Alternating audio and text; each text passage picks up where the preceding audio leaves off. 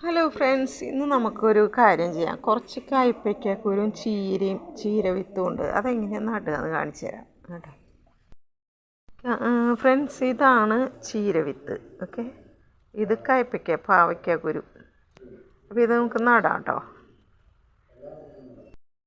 കൃഷിയാണ് കേട്ടോ. ഇതാണെന്ന് വെച്ചിട്ടുണ്ടെങ്കിൽ പച്ചമുളകിൻ്റെ തൈയാണ്, മത്തങ്ങ മുളകിൻ്റെ തൈയാണ് കേട്ടോ.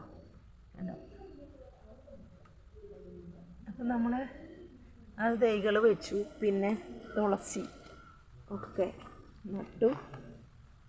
ഇനി നമ്മൾ ചെയ്യാൻ പോകുന്നത് എന്താ പറയുക, അത് പാവയ്ക്കയും ചീരവിത്തും പാവാൻ പോവുകയാണ് കേട്ടോ. അപ്പോൾ അത് കാണാം.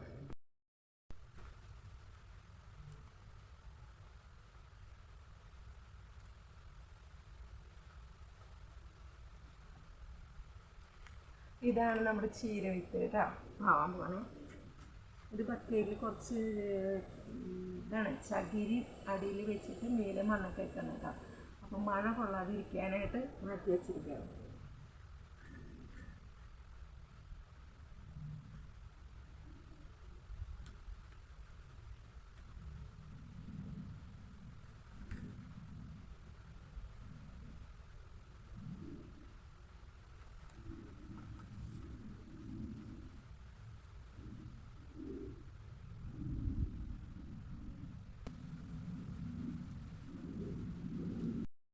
അപ്പോൾ ഫ്രണ്ട്സ്, നമ്മൾ ചീരവിത്ത് പാവിയിട്ടുണ്ട് ഇതിൽ.